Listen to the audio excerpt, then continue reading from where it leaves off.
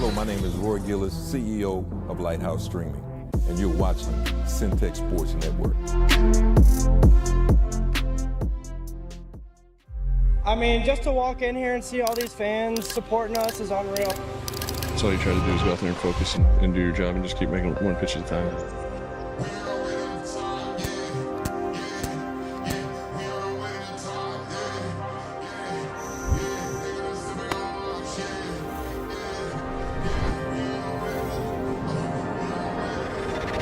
We on our way to the top, yeah, yeah, yeah. We on our way to the top, yeah, yeah, yeah. They gotta sit back and watch, yeah, yeah, yeah. We on our way to the, we on our way to the, yeah. We on our way to the top. Look, make sure you mention my name with the greats. Whole lot of talk, but it ain't no debate. We light it up like we causing an accident, but it ain't no mistake. Seat at the table, I carry the weight. They want the beef, so we hide the steaks. Bust in the kitchen and fire the chef. We on our way to the top, yeah, yeah, yeah.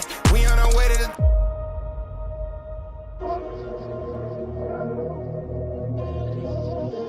Hello, what's going on, everybody? Welcome back into Centex Primetime. I am your host, Jalen Gillis. We get ready to bring you through the primetime topics in sports, not just here locally, but from all around the nation. Hey, we want to thank everybody for tuning in with us here today on this Monday afternoon. Hope everybody had a great weekend. For everybody here in the Central Texas area, hopefully the cold didn't catch you too much off guard. It definitely caught me off guard. I knew it was going to be cold. I just don't understand how I was sweating on Sunday afternoon, and now I feel like I need a coat when I go outside. But, you know, that's Texas weather for you. We got a lot to talk about here today on Centex Primetime, folks. March Madness has officially started. Kind of really started with the conference tournaments, but we officially start that. I'll talk a little bit about it today. Tomorrow we'll do probably a full tournament breakdown before we get ready for the games that start on Thursday. I believe some of the play-in games start on Tuesday and Wednesday. So tomorrow we'll do a full breakdown. But, of course, today we'll talk about it, and I'll talk about the must-watch players in both brackets, not just the men, but the women's as well. I'm a big fan of the women's tournament as well, not just the men's. The men seem to get the more attention. But as I always say, for those of you to watch the show, all the star power is heavily leaning towards the women's side because they got to stay in school for 4 years. So because of that, we get the stars, we get the Audie Crooks, we get the Hannah Hidalgos, we get the Olivia Miles, we get the Madison Bookers, all these different young ladies. We'll talk about both sides of the bracket on players to watch here today. We'll talk some NBA, as some of you guys seen in the YouTube title. We'll talk about Victor Wembanyama, man. I think we are entering into the Wemby era of basketball. I didn't think it would be this soon, but it seems like we're already here. We'll talk about that. I'll give out my season awards in the NBA. We're just about a month or so away from the end of the NBA regular season. I give who I think is going to win a couple of those awards. I'll talk about that today. I'll talk about the Lakers and the run that they've been on. They play a baseball series against my Houston Rockets. First game is today. I believe they'll play the second game on Wednesday. So we'll talk about the Lakers a little bit today as well. Talk about the Baylor women's team making the tournament. And we'll talk about the Baylor men's team potentially playing in a tournament. Not the tournament, but in a tournament. We'll close it out with some quick takes as well. We'll talk about the NBA games that are coming on here tonight. So lots to be able to cover in this hour here we got on the show today. So first off, I want to thank everybody for watching with us once again. Like, share, subscribe, jump in the comments over in the live chat. I'll talk back with you and be monitoring the YouTube chat as we go throughout the show today. Let's jump right into it, folks. March Madness is here. We finally get it. Starts this weekend. The NCAA tournament, what we've all been waiting on for those sports bettors that like to get out here. This is a good time of year. Plenty of action to get in on. Plenty of ways to lose your money. So let's not go into this thing crazy unless you just got a bunch of extra money. If you got a bunch of extra money, we can send you some links to donate money. The first one starting with my Cash App since you just want to donate money.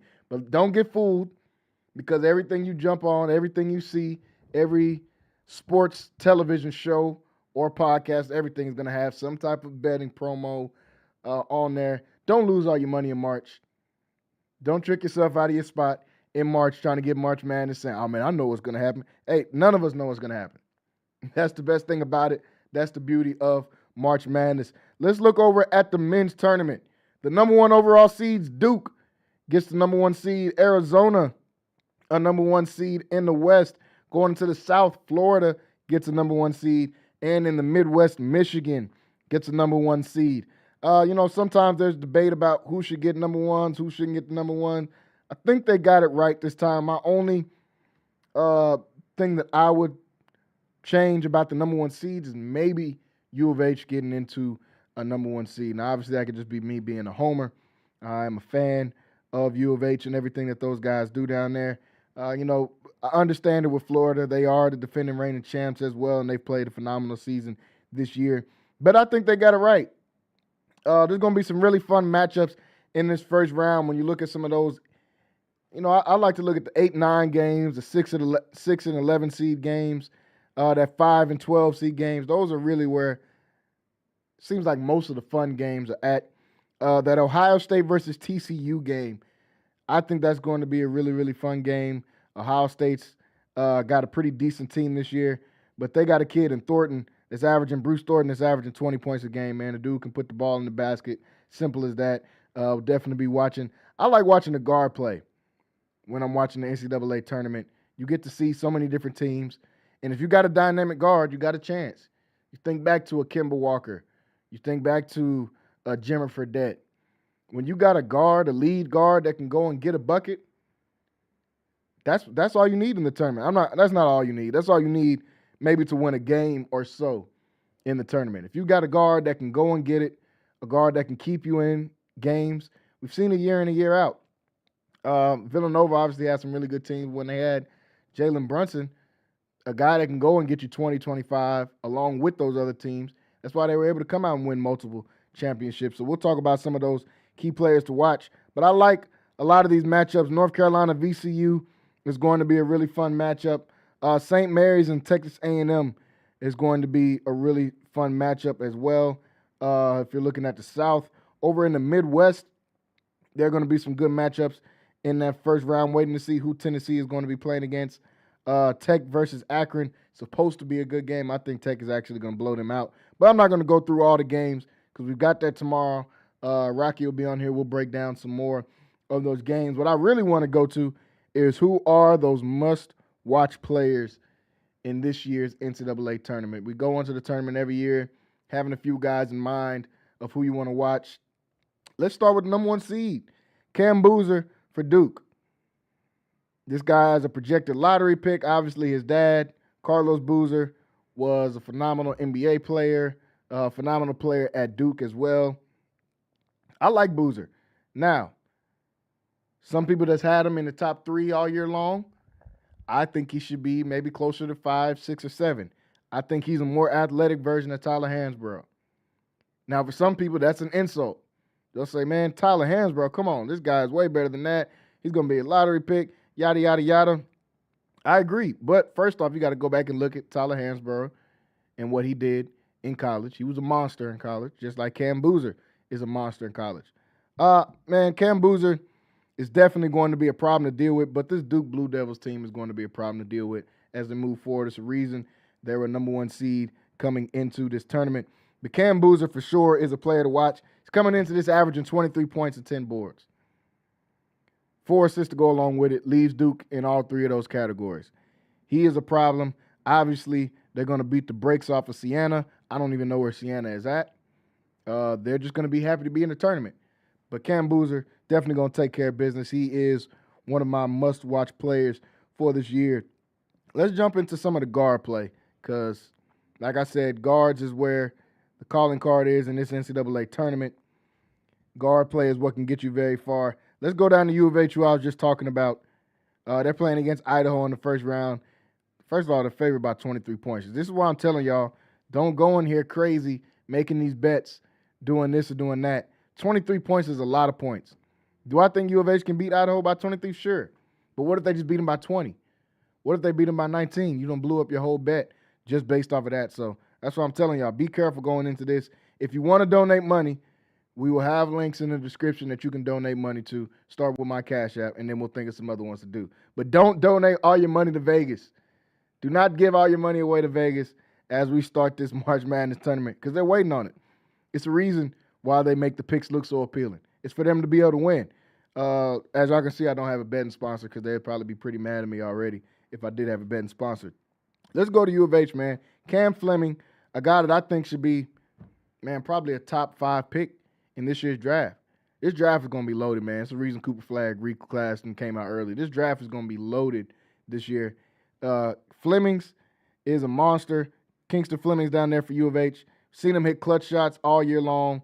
Leading into this Big 12 tournament, he was playing phenomenal. In the Big 12 tournament, he played phenomenal. In that game versus Arizona that came down to the wire, I think Kingston Fleming was playing pretty well.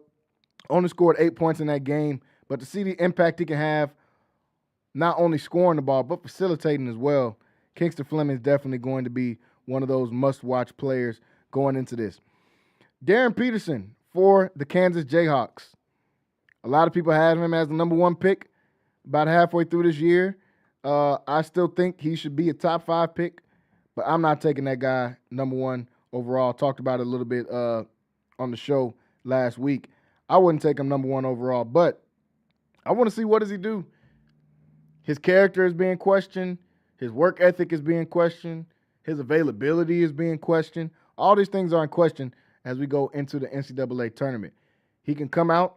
He can prove guys wrong. He can go on the run with this Kansas team and solidify himself as the number 1 pick in the draft. Or he can go out here and load manage like his turns have been thrown around. He's been uncoachable. Some people have said, and I think that's just ridiculous. I wouldn't even put that on the kid. But the load management thing is concerning. The high-scoring first halves and the low-scoring second halves, that can be kind of concerning. Darren Peterson probably has, in my opinion, the most to prove going into this tournament. A lot of guys have said, we know what AJ can do. We're about to talk about him in a minute. We know what some of these other guys can do in the country. Darren Peterson is a big question mark because he's given us flashes of greatness when they played against Baylor, when Baylor was ranked earlier in the year, and he just completely smashed Baylor and had almost 30 in the first half. But there's been question marks about his consistency. Can he do it against these guys? Can he do it over and over and over? That's what makes players great, is being able to do it again and again and again. He's got the most to prove, I believe, going into this tournament, man. So I'll be looking to see what can Darren Peterson bring to the table going into this tournament. Koa Pete, the freshman out of Arizona. This Arizona team is so good. They're so good that everybody forget that Bryce James is even on his team. He redshirted this year. But, you know, we talk about this. We talked about his brother every chance we got, everything we got to see from him, whether he was or wasn't playing, whether he got 3 points or no points, we was talking about him. We forget Bryce is even on this team. That's how good this Arizona team is.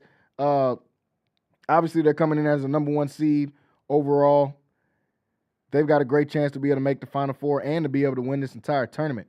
Koa Pete is a huge, huge part of that, man. I can't wait to see what this Arizona team can do with him back there. He's a freshman. He's averaging 13 points a game, about 5.5 rebounds a game as well. But these guys are loaded. Arizona's loaded. They got Braden Berries. They got Jaden Bradley. They got multiple guys that can go in and get it. Awaka, who's averaging 10 rebounds a game. Multiple guys that can give you an option. But Koa Pete has been one of the staples of this offense, man. I'm excited to be able to watch him and what he can do. JT Toppin from Texas Tech has been a monster all year long. The dude is averaging 22 points and 11 boards for Texas Tech. He's a guy that's kind of been around a few years, and something that we don't see in college basketball a lot is guys sticking around and having multiple good productive years, because you can go to the draft after you have 5 good games in men's college basketball. But JT Toppin's a guy we've got to see stick around for a couple of years, a guy we got to see mature, a guy that, in my opinion, has gotten better and better and better. You couple him along with Christian Anderson, that guard that they got down there. Texas Tech is going to be a tough out, and a lot of that is going to be due to JT Toppin and what can he do. The 2 biggest names in this tournament, I'll start with one, AJ DeBansta. Talked about him last week. I think he's the best player in the nation. Not only is he leading the nation in scoring this year, but he's coming in and doing it as a true freshman, and he's got this BYU team being competitive. I don't remember BYU being good at basketball. I mean, what, Jimmy Fredette? How long ago was that? Seeing what the Bouncer's been able to do after having all that pressure of coming in as the number one player, having all the pressure of, man, we're giving you $3, $4, $5 million to come here and play. Can you get us over the hump? Man, he delivers. He comes out and he averages 25 points a game to lead the entire nation in scoring. I'd love to see what AJ has done all year long. He's going to be one of the most watched players, if not the most watched player, going into this tournament. My number one guy to watch in this entire tournament has got to be Darius Acuff, the guard from Arkansas. First off, how does John Calipari keep doing this?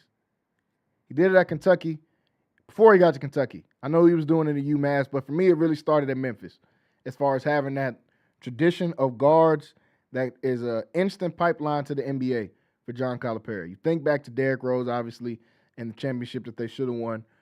Shout out Mario Chalmers hitting that game winner back in 2008, I think it was. But you see that to Tyreek Evans, he goes to Kentucky, John Wall, Brandon Knight, SGA, Jamal Murray, all these different line of guards. Darius Acuff is not only in that same ilk as a John Wall, as a Derrick Rose. He might be the best guard John Calipari has ever coached. Now, that might sound crazy, but this dude is the real deal. Watching him through the final stretch of the season and what he was able to do, and then especially going into the SEC tournament. He lit it up every night. They played in the SEC tournament. First game, they go out there and play. Ole Miss gives them 24. They play against Oklahoma, who gave them a really good game, gives them 37. Plays against the Texas, gives them 28. Man, Darius Acuff is the truth. He might be the best guard in the nation. I'd take him as the top guard in the nation. If I'm an NBA scout, after what I've seen through the regular season and conference tournaments, I'm taking Darius Acuff over Darren Peterson. 2 months ago, that would have sounded crazy. Everybody was saying Darren Peterson is this. Oh, he looks like Kobe. And, I feel like I have to say this like once a month. Once again, can we stop comparing these guys to Kobe? I don't know why everybody's got to be the next Kobe now if they're a guard and they can score. Oh, man, his game, it reminds you of Kobe. No, it doesn't. It reminds me of Darren Peterson. It don't remind me of Kobe. Yes, Darren Peterson is really good. This isn't a segment to say Peterson's not good, or if someone takes him at number one, he'd be wrong. I'm saying for me, if I'm not picking AJ number one, man, I would pick Darius Acuff. Not only is he a scorer, he can shoot the ball, he's got the handle, but he's a facilitator, which means this guy is instant offense when you bring him into your team. I can't wait to watch him in this tournament. He seems like a guy that plays with a chip on his shoulder. He seems like a guy that wants to come in and prove something. He seems like a guy that wants to show I'm the best, similar to AJ. Those are the two guys I see really in the entire landscape of this tournament that go out there and say, no, I want to show you that I'm the best. I don't want you guys to think it or debate it. After this game, you'll know that I'm the best player. Darius Acuff has that type of energy. AJ DeBonster has that type of energy. Those are my two must-watch players in this tournament going in to the tournament starting this week. Like I said, tomorrow we'll be breaking down the entire bracket. I'll even go down to my final four picks on here. For those of you that do need any guidance, everybody's trying to figure out, man, who do I pick here? Who do I pick here? I'll do some research, more research, and we'll give the full tournament breakdown tomorrow on the show on Centex Primetime. Let's look over at the women's bracket, the women's side of things. I can already give you my final four for the women's bracket because it's going to be the four number one seeds: UConn, UCLA, Texas, and South Carolina. That's my final four. Unlike the men's side, who rarely do you see the four number one seeds be the final four teams in the bracket, on the women's side, it's almost a guarantee that those four number one seeds will get into the final four. Obviously, there'll be some teams that have a chance to try to change that. I think Vanderbilt is probably the best. Vanderbilt's probably the best number two seed in this tournament if you're looking at the women's side. LSU obviously has got a really good squad as well. But them being in the same side as UCLA, it'll be tough for me to pick LSU to get to that Final Four. Luckily for them, they're not on the same side as South Carolina because it doesn't matter who's on LSU. They can't beat South Carolina. That just seems to be what the rule is. They have not been able to beat them. But let's look at some of these must-watch players on the women's side of things. First off, Olivia Miles and TCU. Olivia Miles has been one of my favorite guards to watch going back to her days at Notre Dame. I hate that duo was broken up between her and Hannah Hidalgo. It's probably one of the best, if not the best, backcourt in the nation, and most fun to watch backcourts in the nation when those two are playing with each other. But since Olivia Miles has went over to TCU, man, she's really been able to showcase everything that she can do. She flushed my Baylor Bears when she came down here to Waco to play against them. I think almost 40 points in that game. Went crazy. She's averaging 20 points a game, averaging 6.5 assists a game to go with it. She is a problem. She gives TCU a chance to make a deep run in this year's playoffs. They're coming in as a 3 seed, the 29-5. Haley Van Lith was able to come on to this TCU team last year, kind of do a similar thing that Olivia's doing. Feel like the team is even better, though, with Olivia out here.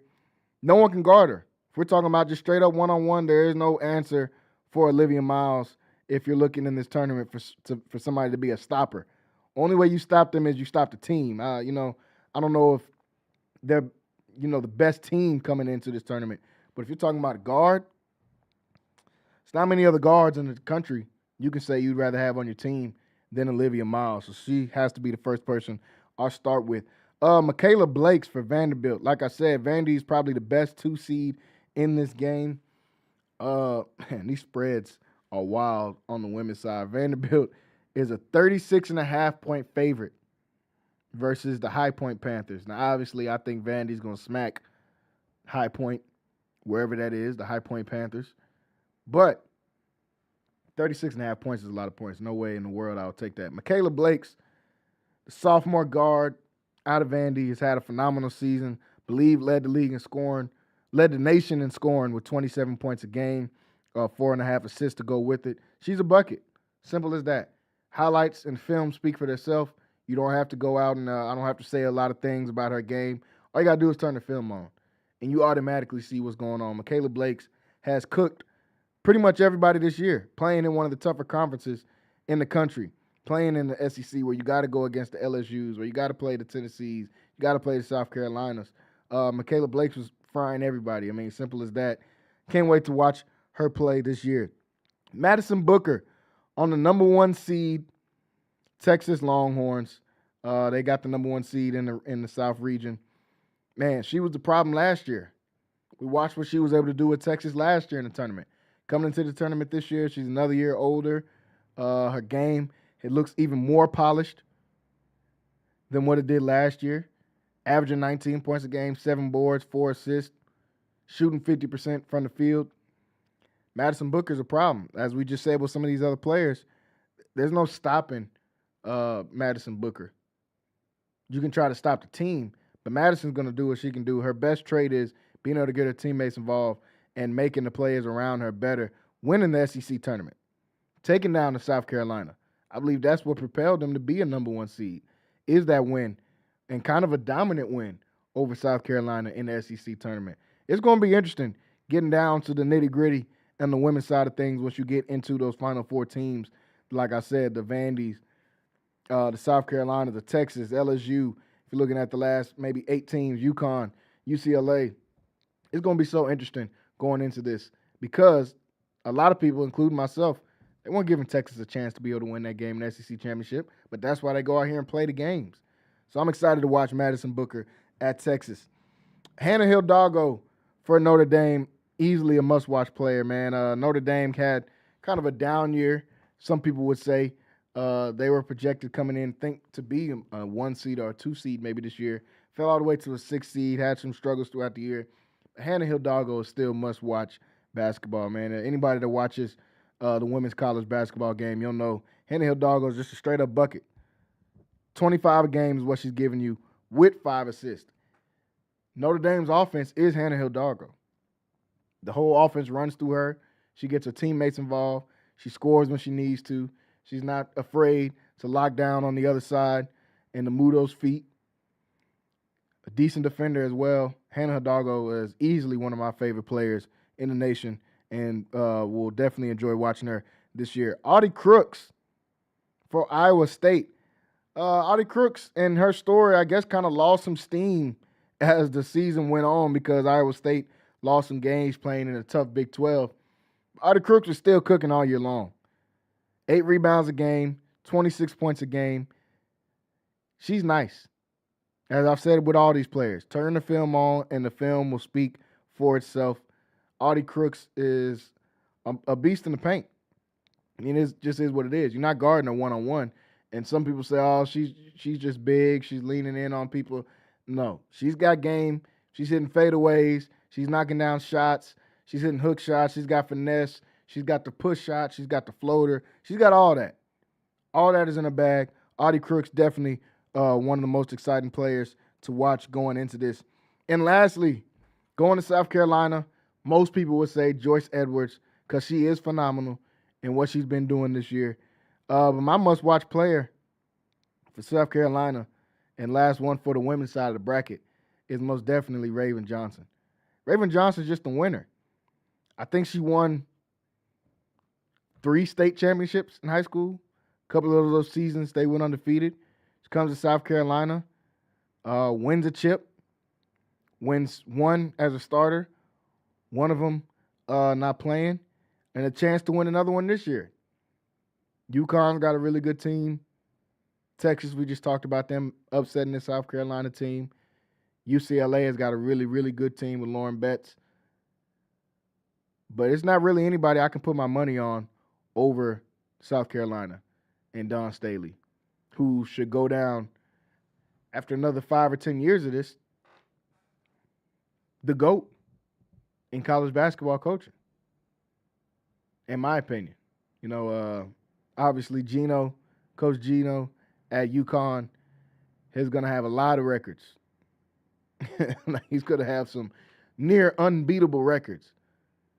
But in my book, the best coach will go down as Dawn Staley, man. I definitely will give Dawn Staley that. A lot of those teams that UConn had, not saying that South Carolina teams haven't been stacked over the years, because they definitely have. Some of those UConn teams were just unimaginably good. Some of those UConn teams, the players on the team, yes, they played well as a unit, but some of the teams they put together, I mean, we got 3 or 4 girls on one team that are going to be in the WNBA Hall of Fame one day. Forget the college basketball Hall of Fame. He's had some teams with 3 or 4 Hall of Famers on it at once at UConn. So I'm not saying that South Carolina don't have stacked teams too, but Dawn Staley is going to go down as my GOAT. She's definitely my favorite coach to watch, and I'm always going to be rooting for South Carolina as long as Dawn Staley is the coach. But Raven Johnson, who we were talking about here for South Carolina, man, she's just a winner. You can't replace the kind of stuff she brings, the intensity she brings on the defensive end of the floor to start with. She's still giving you 10 points a game. She's still giving you 6 assists a game. And she's affecting the floor. She's affecting the game on both sides of the floor. It's not just offense like some of these players that we talked about before. It's not just defense like some of these players we talked about before. It's both sides. She's able to lead a team and be a winner.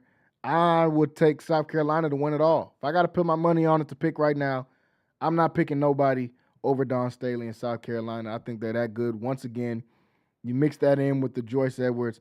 You mix that in with the Tessa Johnsons that are out there as well. The Tania Latsons that are out there as well. It's the most complete team on the women's side of the bracket for me. So those are my must-watch players going into this season, going into this tournament, March Madness that's coming up here in just a couple of weeks.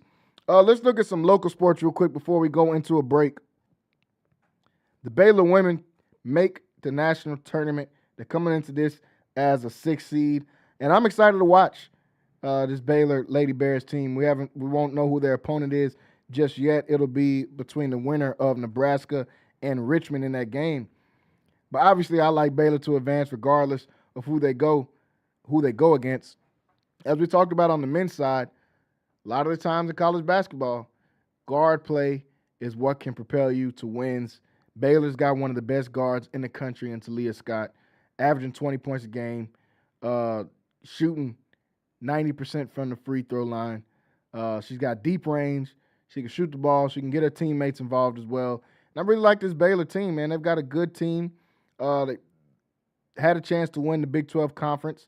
Fell just short of that, playing against a really good TCU team that we just talked about, Olivia Miles as well. I like Baylor to be able to make a run, not only get out of the first round, but I'm close to picking Baylor for an upset win over Duke.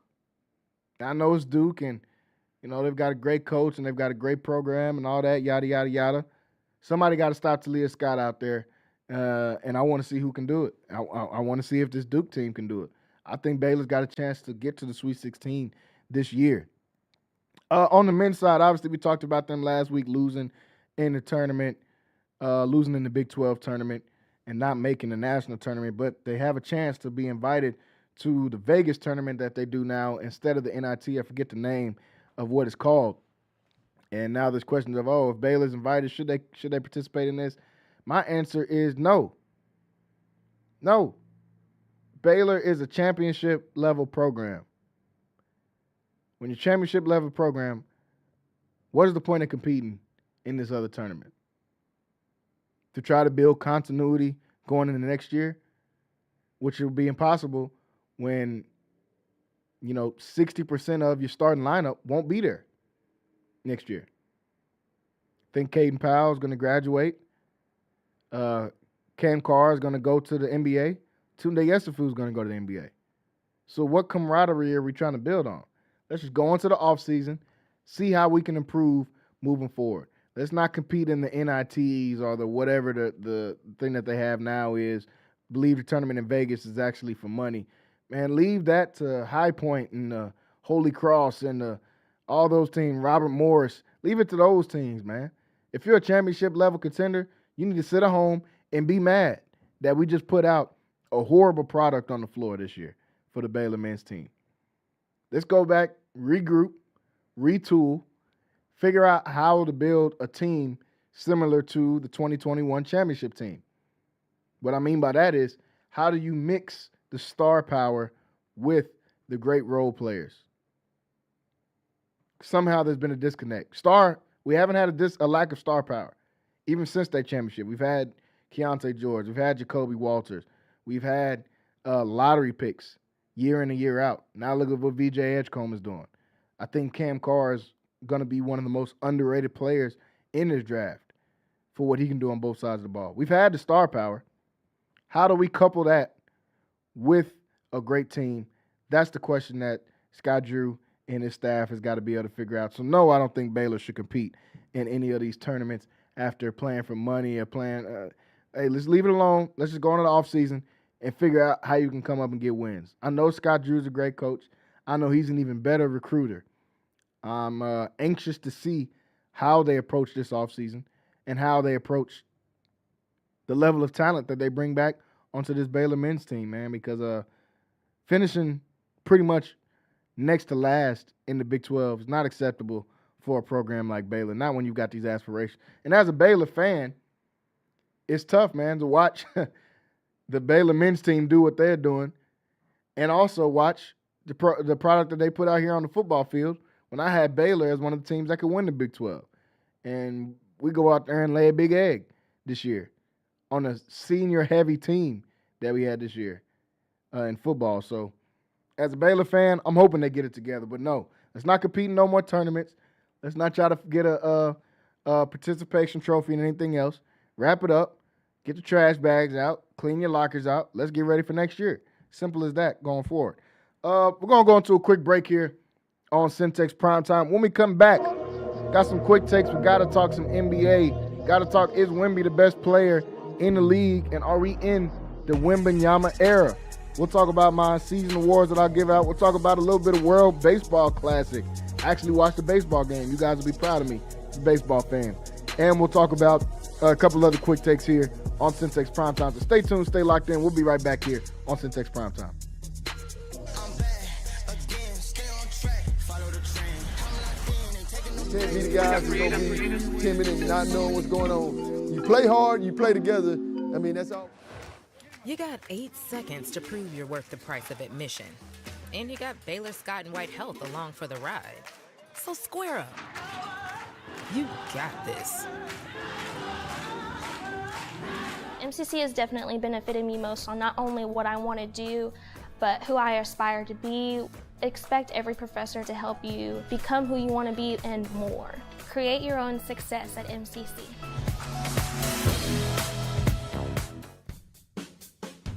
RJ's Bargain Center is your home team for appliances at unbeatable prices.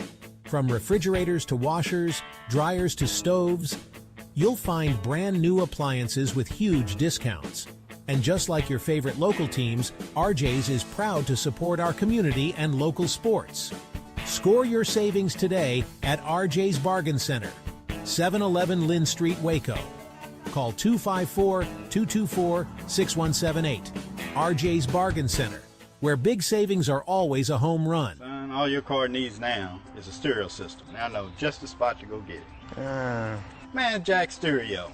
Oh yeah, they're the best. How'd you know about that place? Bro, that's where my dad took me. That's cool. And I'm the coolest cat on the block. Oh my God. Need a new audio system for your new ride? Jack Stereo has been selling the best stereos and equipment for generations after generations. Come visit your local store today. Those in the know, go to Jack Stereo, Waco, Temple, Killeen, and Bryan College Station. This is why you need Centex Primetime. Jalen Gillis brings the realness.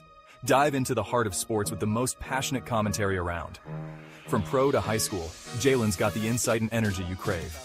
Catch all the action weekdays from 5 to 7 p.m. on the Centex Sports Network, only on YouTube. Join the conversation and elevate your sports knowledge with Centex Primetime. Don't miss it.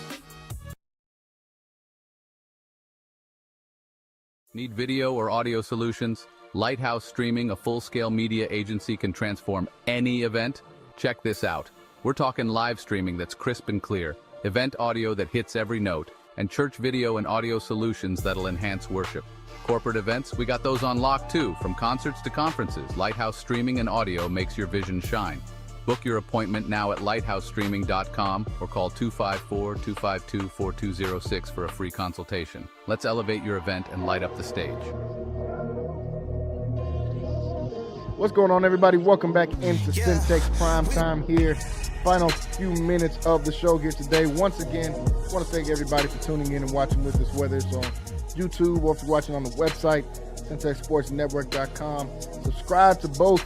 Like, share, subscribe. If you're watching over here on YouTube, if you're over on the website, you need some free subscription, name and email to sign up, and you can sign up there at CentexSportsNetwork.com. We just wrapped up in the first part talking about some March Madness here in the NCAA. Shout out to Coach Smith. I seen your comments over on the live chat. Got to answer a couple of them. First off, you said who is the best freshman in the NCAA. If we're talking about the men's side, I got to go with A.J. DeBonster. I mean, it's as simple as that. A close second, in my opinion, would be Darius Acuff from Arkansas. Man, the dude is a monster. Seeing what he's been able to do, like I said earlier, in the SEC. And then who has the easiest path if you're talking about the women's side of the bracket? Now, see, that's a tough question. If we're going to say the easiest path, I would lean, in my opinion, I would lean towards Texas because I'm just looking at their 2 seed in Michigan. I know Michigan's got a really tough team this year as well. Louisville is their 3 seed. But when I look on some of these other sides of the bracket, if we're looking at the women's tournament, if we're looking at Iowa, that's in the same bracket as South Carolina, TCU in the same side as South Carolina. If you look at the Fort Worth region with UConn, they still got to be able to play against a Notre Dame. They've got to play against a Vanderbilt that's really, really good. And if you're looking at UCLA, they've got Baylor, they got Duke, they got LSU on that side. So if I had to pick who's got the easiest path going, it would be Texas. Now, I know that side still got some dogs on it as well, and I have some tough teams to be able to play.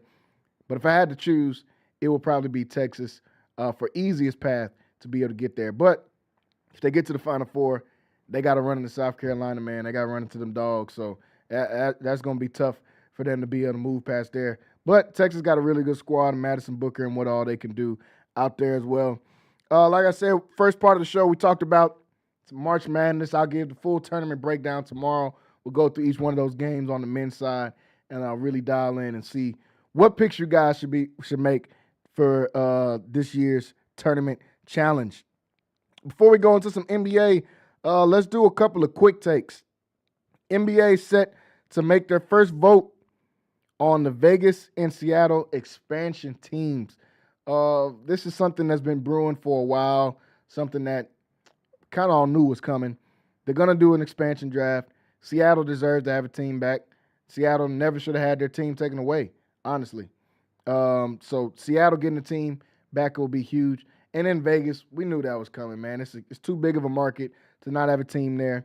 Once the NFL showed that a professional team can be in Vegas, then, hey, everybody else will be coming after that. I think hockey's already got a team there. Obviously, the Las Vegas Aces and the success they've had in the WNBA. NBA team will be coming to Vegas. I think will be just fine. You know, LeBron's talked about in the past of wanting to potentially be an owner for an NBA team. Like if a team went to Vegas, I don't know how that'll work out. Right now, I think the bidding is around $7 to $10 billion per team is what they think it'll take. I don't want to say that's chump change or that's nothing, but there's going to be a long list of bidders signing up to potentially get those teams. If one moves to Seattle or if one moves to Vegas, they'll be able to adjust it because they'll be able to move teams like Minnesota and New Orleans, who probably should be in the East anyway. They can move back over to the East. So the expansion, something that's been talked about for a while, something that has been in the works for a while now. So them coming to Vegas and them coming to Seattle, I think will be good for the NBA. I think it'll be good. People, you don't have to worry about a watered-down product. I think there's plenty of good players in the league that they can afford to put 2 extra teams over in the NBA. That's just 30 extra players. It's probably 30 players right now that should be playing in the NBA that aren't. So that shouldn't be too hard to be able to make up the talent gap. Yeah, they'll be sorry for a few years, but eventually they'll get it together. We watched it with Oklahoma City. They were sorry for some years, but then they draft Kevin Durant, then they draft Russell Westbrook, then they draft James Harden, then they're in the finals. So it can happen pretty quick. Shout out to the NBA for being progressive and thinking about that. I think they should have been expanded to 32 teams like the NFL has done already. So in the first part of the voting process for that, excited to see what they're going to do. The World Baseball Classic, USA beats the Dominican Republic. Now, for those of you who watch the show, y'all know I'm not the biggest baseball fan. I do enjoy watching, when I can in the playoffs. I'm not about to watch 6 million games during the regular season, bro. Like, it's just too long. I think the NBA season is too long with 82 games. 182 games for the MLB season is OD. I don't know why anybody would sit there and watch all 182 games. I know I won't be. But I do enjoy watching in the fall when they get into the playoffs and start getting closer and closer towards the World Series.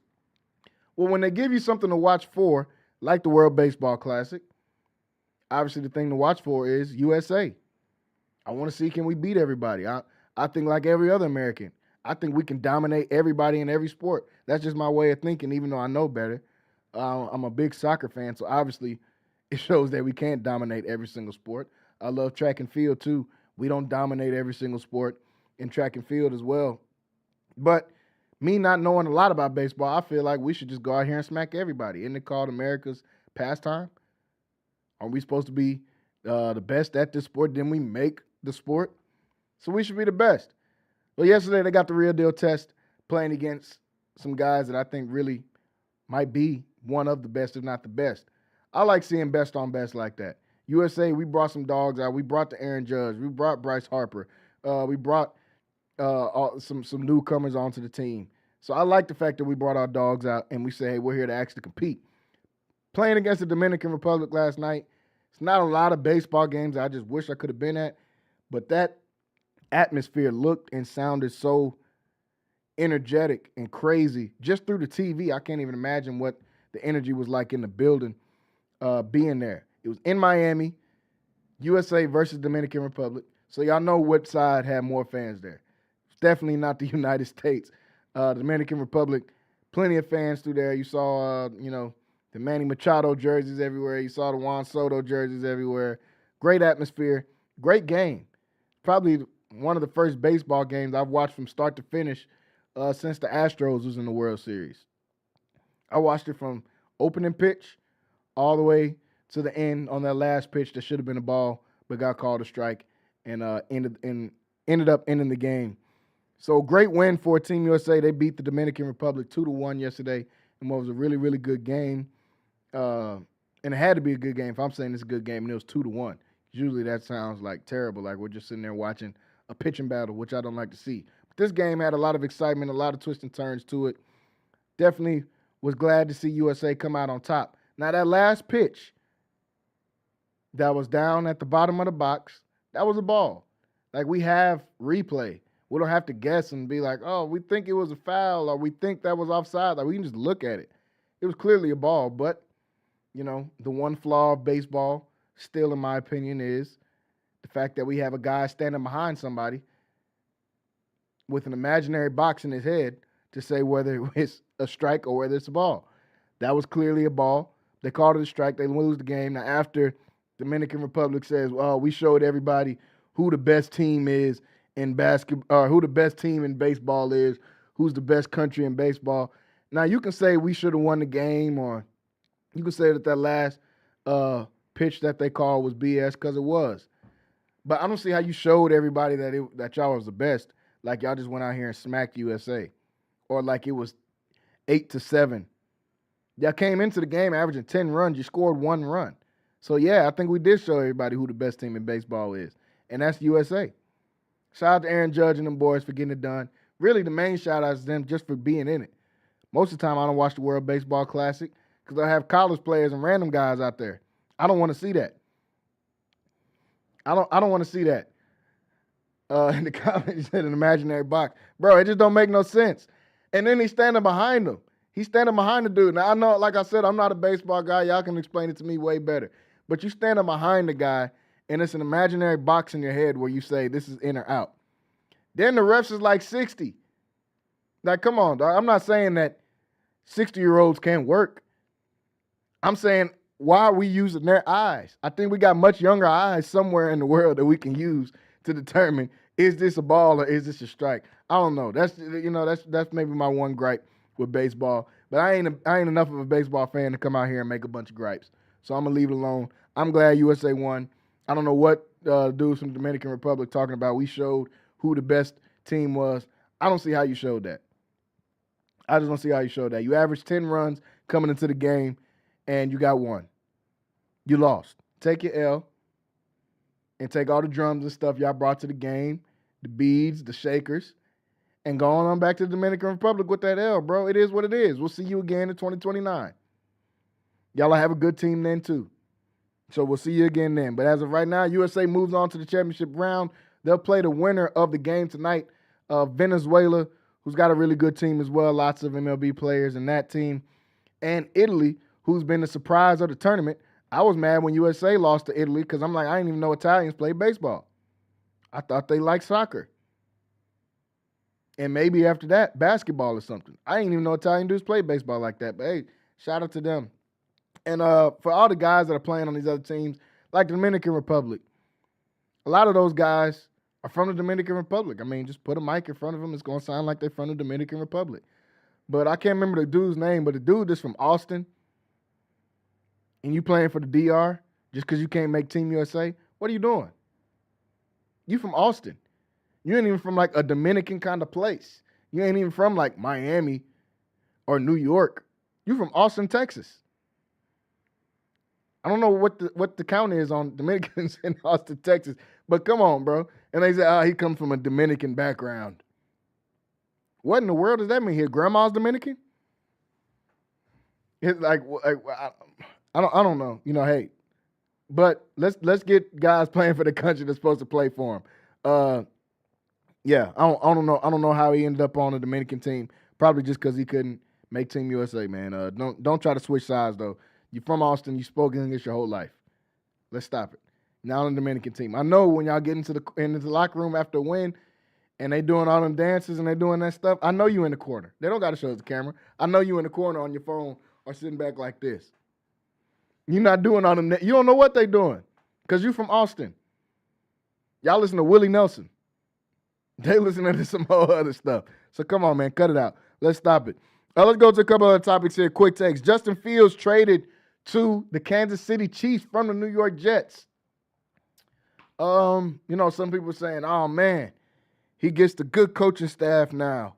He's going to go out here and be with Andy Reid, and they're going to show him, hey, Justin Fields, and I don't even say this a lot for black quarterbacks, especially because for so often they've tried to make us play other positions and stuff. You need to go to receiver, bro. Justin Fields is not going to go to the Kansas City Chiefs and get good at quarterback. He's just not good at quarterback. We've got multiple use cases. For those of you that watched the show during the NFL season, I said Justin Fields put out some of the worst film I've ever seen in my life. Playing quarterback, playing for the Jets. Obviously, the Jets suck. The Jets aren't good. Yada, yada, yada. He had some of the worst film and the worst stats I've literally ever seen in my life on any level of football. Like, for you to get 37 yards in an NFL game passing, it's actually almost hard to do. Like, I thought Tim Tebow was one of the worst quarterbacks I've seen in the NFL. But Justin Fields has done stuff that even Tim Tebow doesn't do. You got 37 yards in an NFL game and played for 4 quarters. Insane. So, no, Justin Fields is not going to go to the Chiefs and become a good quarterback. But I think there's a place for him. There's got to be a place for guys that are hyper-athletic, that play quarterback, that can do some other stuff.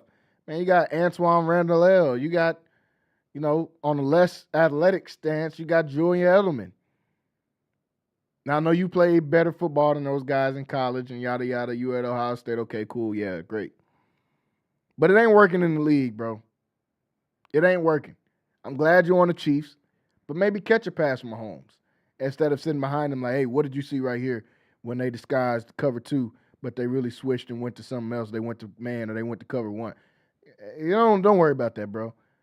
Don't worry about that.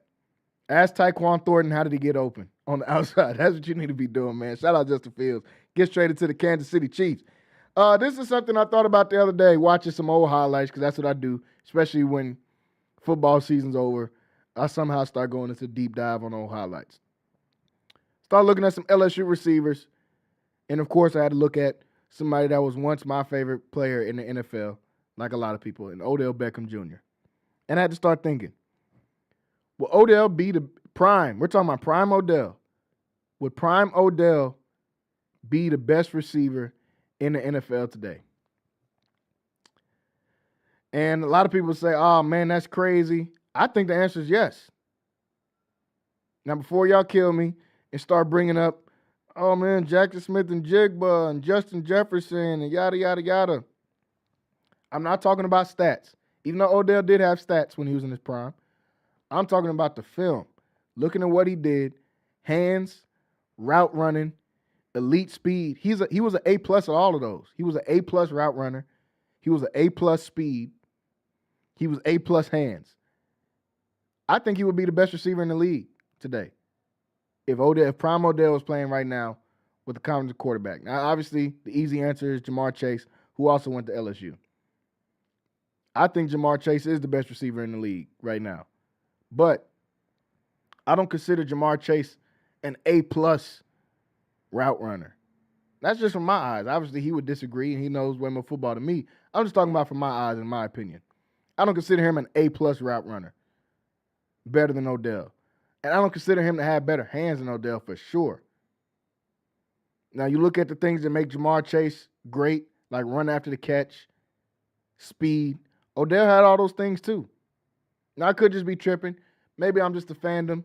Maybe I'm a guy that's living in 2016. But prime Odell Beckham, right now, with a quarterback like a Joe Burrow that Jamar Chase had, with a quarterback like a Matt Stafford that Puka Nakua's got.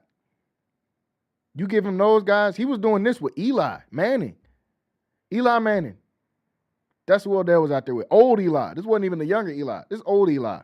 I think prime Odell Beckham right now would be the best receiver in the NFL. That's just my opinion, but that's more of a take that we can talk about more as we get into the summertime when basketball is off and football is off and we're forced to watch baseball and NASCAR, the true American sports. I think we'll talk about that more then. But that was just a thought I was having. Let's talk about some NBA before we get off the show here today. Let's dive into some NBA. Victor Wembanyama, what he's been doing this year and really over the last few weeks has been phenomenal. He's shooting like over the last 5 games, he's shooting like 50% from the three-point line, which is just nuts because the dude is 8 feet tall. He can get to his shot. The reason why I would say Victor Wembanyama is the best player in the NBA today is because he can affect the game equally on both sides of the floor. He can give you 30 with ease. He can stop somebody else on the other side from getting 15 and 20. He's the best shot blocker in the game. We gave Rudy Gobert 4 Defensive Players of the Year for some strange reason, being able to block shots. Victor Wembanyama, I think, is way better than him at blocking shots and just in defense in general. He can slide his feet. We've seen Rudy Gobert in the blender more times than we've seen him stop somebody. Victor Wembanyama's not getting put in the blender with nobody out there. So the way he's affecting, I didn't think it would be this early. You know, it's been, 3 or 4 years since the guy's been drafted. I thought, year 5, 6, 7, we would see Wemby start to really dominate the league and take over. And the Spurs. But it's right now. He's dominating the league. The Spurs are dominating the league. He's so good, I think they can win the championship this year. Most time a team got to lose a couple of times before they get to the finals and all. I don't see how when we get into these playoffs, somebody's going to stop Wemby other than health. If he's healthy, I don't see anybody in the league having answers for this guy. And then he's got the want to factor that goes along with it.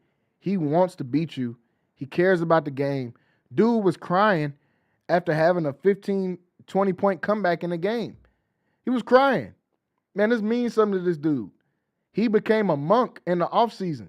He's the first. I'm just going to go out on record. I don't know anything about monkism. He's the first 8-foot monk ever. The dude went to China and became a monk and went bald. His hairline still has not recovered from that right now. He got the little Vegeta hairline right now because he decided to go out and become a monk and become bald. He don't care about swag. I ain't seen a dude pull up and know, oh, this is a one-of-one custom fit Balenciaga that Kanye wore his first ever fat. He don't care about that stuff. This dude wants to win basketball games, play basketball, and beat basketball players. When he's playing for France, he wants to beat America. When he's playing for the Spurs, he wants to beat everybody else out there. And he's taking it personal. Wemby is right before our eyes becoming the best player in the league. There's been all these questions about when Bron and Curry and KD retire, who's going to be the face of the league. I think it's easily going to be Victor Wembanyama. I don't know if he wants to be the face of the league, but I know he wants to be the best player in the league. Obviously, Shea is playing phenomenal. Anthony Edwards is really, really playing some good basketball as well. These are young guys that can also be with him as far as those faces of the league. But as far as the face, and we're not going to like it because he's not American, but it's Wembanyama. He wants to go out there and be the best. He wants to kill the other guys on the other side. Not just beat them. He's got that Kobe thing like where he really wants to make himself mad to go out there and beat somebody else, like Kobe or like Mike. Wembanyama's got that type of thing, man. I love watching Wemby. I think we're entering, and we may already be in the Wembanyama era of basketball. You know, we had the Kobe era. We've had the LeBron era that ended up being for 100 years. We had the Mike era, obviously. Even had the Steph era in between there, in between the LeBron era, whatever you want to call it. I think we're already entering into the Wembanyama era this early. I think the Spurs are ahead of schedule. I think Wemby's ahead of schedule. I don't see how anybody else can be. Karen in the comments said, bro became a monk and it worked. That's what I'm saying. Like, y'all know how crazy it is for this dude to become a monk? Like, aren't they not supposed to talk like for their whole life? So let's just say he didn't talk for a month. He didn't say nothing. Dude went bald. And he got a V in the middle of his edge up to prove it right now. That's to remind everybody that I became a monk this offseason just so I can average 30 and 5 blocks against y'all. That's how much I care about this. I'll go ahead and be a monk. Some people say, oh, man, I went vegan. Chris Paul said, man, I went vegan and help extend my career and all that. he somehow is going to go to monkism and extend his career. Man, Wemby is a one-of-one kind of guy. Obviously, they call him the alien for a reason. Just look at the dude.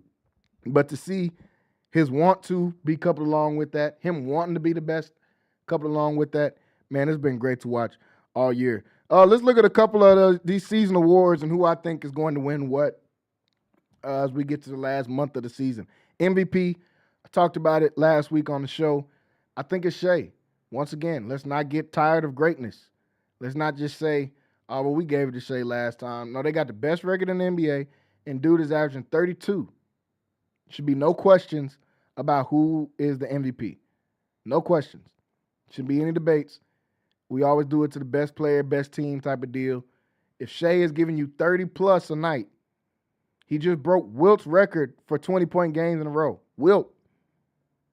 Let's not get bored with greatness, man. I don't know if I'm picking the Thunder to win the championship. Probably my favorite to win. I don't know if I'll pick them to win because I think it just goes off of matchups in the NBA, who you get matched up with in the playoffs. I'm taking Shea still for my MVP. Defensive Player of the Year, we just talked about Wemby.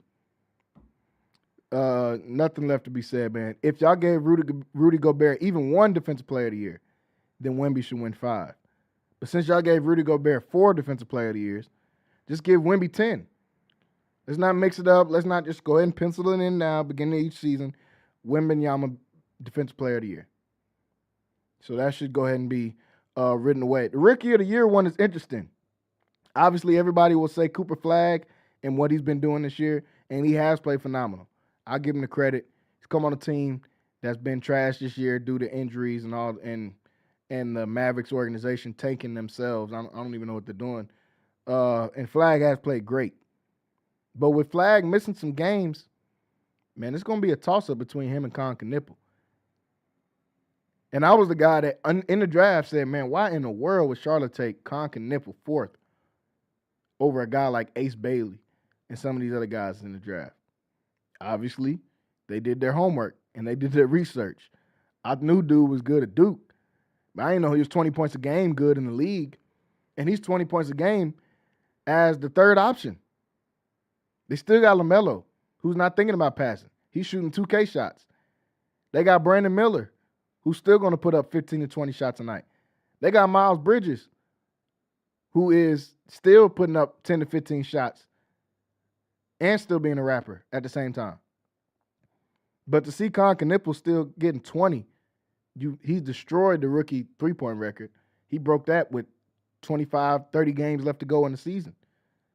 So he's going to destroy the rookie record for NBA three-pointers.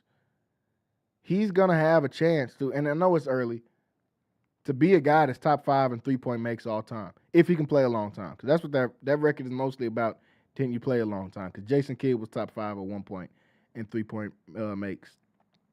But seeing what this dude can do, giving you 20 points just like Cooper Flagg, giving you the same amount of rebounds just about, giving you more assists, I think Con Knipple got to be the Rookie of the Year. Charlotte is actually in the playoff race, which is surprising because Charlotte's never in the playoff race. They're one of the only teams that are just every year you can pencil them in to be horrible and probably last. No matter how many draft picks they get, they'll still be last, kind of similar to the Wizards.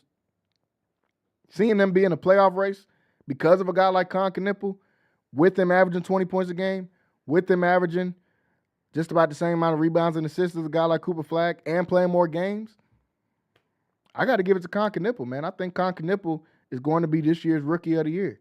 Is he going to have a better career than Cooper Flagg? Is he going to be better than Cooper Flagg? Probably not. Cooper Flagg can do way more on the court than what Con Knipple can do. Cooper Flagg can guard really 1 through 5. Cooper Flagg can facilitate. He can score. He can go get you 40.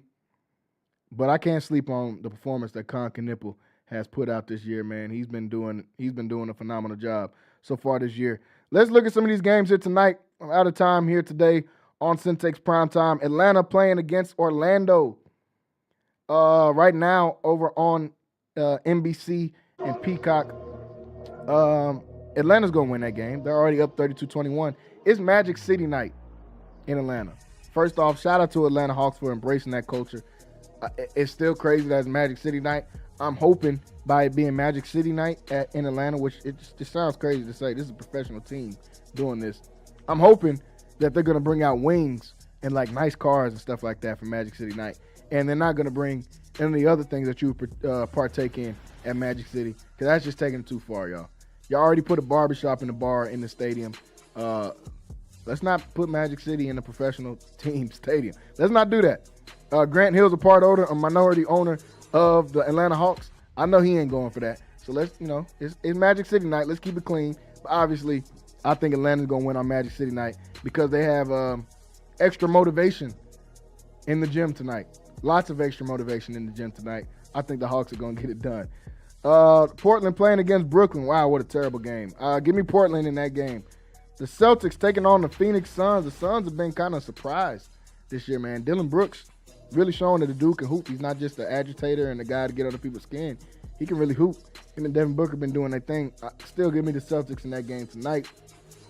Dallas playing against the Pelicans. Another really terrible game. I'll take Dallas, though, because the Pelicans are just what in the world. The two night games that are actually good games. Lakers versus my Rockets. Lakers coming to this playing some really good basketball. Didn't get a chance to really dive into the Lakers like that today. But they're playing some really good basketball. They've won 5 in a row, going for their 6th in a row. Playing a baseball series against my Rockets. They'll play tonight and they'll play again on Wednesday. I got to take the Rockets in this game because we need to win. We need to win. We're trying to figure out, is this thing going to work? As I said last week, we don't have time to try to, well, maybe in year 2 or 3, we'll tweak this. KD is 37 years old. We need to do everything we can do to win right now. We need this win going forward. Lakers playing some good ball, though. Charles Barkley. I know for a fact Charles Barkley never knows what you're talking about with basketball. He don't watch basketball. His hate for the Lakers, I really think is more hate for LeBron because people in his generation, for some strange reason, just can't stop themselves from somehow bringing up LeBron. I think if LeBron wasn't on the Lakers, Charles Barkley wouldn't care about talking about the Lakers, but now LeBron's there. Now all of a sudden he hates the Lakers, and he's always hated the Lakers, which is cap. We call cap on that. And somebody get Charles Barkley some smaller suits, bro. I know you're doing the Ozempic thing. I'm glad you lost weight, trying to be healthier. You did the needle to lose some of that weight. But, bro, buy some more suits. You got plenty of money. You still wearing them suits from Chuck that was $340. Now that you don't got on the shot, you went the Ozempic boys. You don't lost some weight. That's cool. But get a suit that fits. You out there looking like a scarecrow every show. If he does this, his coat's not going to stop before it gets to the table when he's doing the game. So shout out Charles. Stop hating on the Lakers and get you some other suits. Give me the Rockets tonight in this game. Like I said, we need it. Spurs versus the Clippers. This is actually going to be a fun game. Obviously, Kawhi has been playing some phenomenal basketball. He's actually got the Clippers really competitive. But we just talked about Wemby and them boys, man. I'll take the Spurs. I'll take Wemby. Kawhi is going to mean something to him. You know, the Spurs is our team. Let me go out here and stick it to those guys and show them I'm still this, I'm still that. Hey, Wemby and them don't care about that. Y'all can't guard. Oh, never mind. Kawhi Leonard's not playing in this game. Give me the Spurs by 100. Playing against the Clippers, because I don't even know who out there is on the Clippers if Kawhi's not playing. So I'll take the Spurs. And those are the games that are coming on tonight. Folks, we're out of time here today on Centex Primetime. Tomorrow, we'll be back. I'll have Rocky here in studio with me. We'll break down the full bracket. I'll give you the Centex Primetime bracketology. If you're looking to make your brackets, wait till tomorrow so we can make some of these picks together.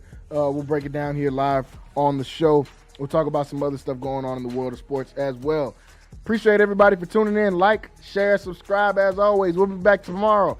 MCC softball on Wednesday right here on Centex Sports Network. So make sure you guys gearing up and getting ready for that. We'll see you guys then. Everybody have a great evening.